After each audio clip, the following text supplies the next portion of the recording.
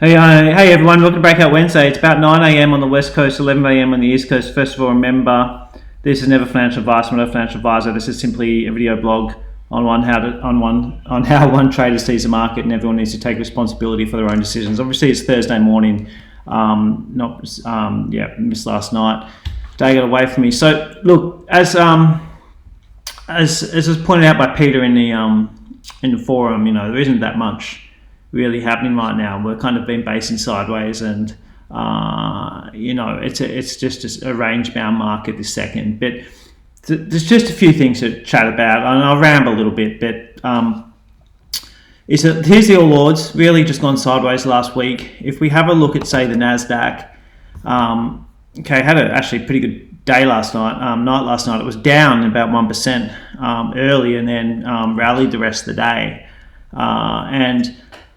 As I was talking about last week, like, this tends to be when people fall asleep, this is just a pretty healthy looking chart, right? Just nice pullbacks to the 200-day, the 100-day here, 200-day here, bouncing here in between this range, which tends to be a nice supply area in a bull market, and so I just still think it pays to be doing your homework every night and just not falling asleep at the wheel here, because there will be some good setups coming very, very soon, most likely. And so just rattling through some of the main trades I've been talking about lately, right?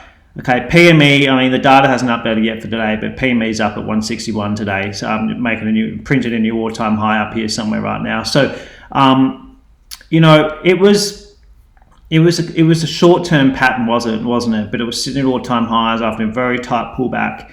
And our relative strength was up at 98. I outlined this in the forum and on Breakout Wednesday pretty clearly. And this is my bread and butter, right? It's just not trying to be smart, picking bottoms. It's just following the leaders. It's just like, if you're going to back a sporting team, it's a lot more fun if you just keep backing the winners, and your favourite team just keeps winning, than always trying to rely on some massive underdog to come in, and because it rarely happens. It can happen. It's more fun if you're winning and you're following the leaders with great companies, and PME is one of those. And so that's a setup. Like, I just want to, another stock that I was talking about, like Maya. And this was a good setup, right? Took a small loss in it, but how can I, is this just part of life? That this was a fake out and we got chopped up in a shit market, or should I have not taken it? And it's damn hard, because I can show you a bunch of setups like this that just broke out and went nuts with shit relative strength. Okay, but you compare the relative strength, and it's not as strong as PME, but it had a relative strength of 87. I look at that and say, that if you take 100 of these, you're going to win 55, 57% of the time, right? Is my view on that. And you've got to understand those odds, like as a gambler would, or a statistician would, and really as a good trader does. If you don't understand the odds of how these things play out over hundreds and hundreds and hundreds of trades, then you don't understand the game you're playing. And so I don't take it personally when this gets faked out. I don't go looking for reasons why it failed, really. If it's a good setup and met the criteria, I just say that's trading. Like, I expect 40% of my trades, at least, to be outright losers, and my job's to cut those losers short. If you're not thinking along those lines, you've got ways to go, and don't beat yourself up. Just get on with shit, right? The casino doesn't win every hand, but in the long run, they print money, okay? Some other stuff to talk about. CUE went ex-div yesterday. Oil price got hammered, but CUE went ex-div. This pays a huge dividend, okay? And that was a great setup, with the benefit of hindsight. Ex-div was coming up 10 days after that breakout, so they are prone to this happening, but I'm still in there because I was filled back in the middle here. So let's see what happens. I'll collect that dividend and see what happens from here. It's down tag in its 200-day line at the moment. What else is there? I definitely think it's going to pay. I know this relative strength is shit, but it's going to. I think it would be unwise to forget about the home builders. Okay. I talked about it last week. I'm not going to repeat myself, but we're short-term extended on LSC here, right? And this needs a pullback, but I'm not going to, I wouldn't chase it up here or anything. But just look at the bigger macro, climate. Look in your local communities and around the country. Read a lot, read papers. Just read, and then just keep an eye on the charts. Okay, the best setups, as I've pointed out over the years, are when you got your fundamentals and your technicals completely aligned, in sync perfectly. Just like, I always harp on about it, but just like we did with the rise in interest rates and the insurers, okay, back here when we were breaking out, and then I was just crapped on about it till the cows came home, but everything was in sync then. Okay, right now it's not as perfect, obviously, because the setup here in the insurers was so good. Was we don't, LLCs are short-term extended, but I just think, keep an eye on these guys, okay, wait for big setups, and have a view on the market and the macros going on, right? And there are, it's not just LLC, there's heaps, right? I talked about Finbar last week. Reese is one of these companies that benefits from, obviously, a secondary nature. It's not a home builder, but it's a supplier, and they're going to benefit from that if I'm right about that macro trend. It's in a Davis, okay, it faked out here, but it's got big resistance up there. And I just, I wouldn't take that signal ever, because it's just run from its low. Like, this is like, I talk about a lot, but this is air here, right? It's like an air pocket, okay? It's like when you inject air into a vein, you die, right? And so if you continuously take breakouts with air pockets, big fat air pockets, you're going to die too, this is the whole theory of having a tight right-hand side. You've got to have a tight right-hand side, otherwise, there's no edge. I can promise you this, you got that and you take that, there's zero edge in that. If you keep taking that time and time again, you will lose all your money, all right? All the edge comes from the tight hand right-hand side. 100%, that's the only place that there is edge for a VCP trader, all right? So this now, this has to form a tight right-hand side right here, okay? Under there, linger, and then the entry will go in, all right? If you look at the PME trade, okay, there's no air here, right? There's a tiny air pocket there, but it comes up and just forms this little tight right-hand bang, right? So you just got to study the tight action and what does it mean for tight action, okay? And I do think daily charts play a huge role, all right?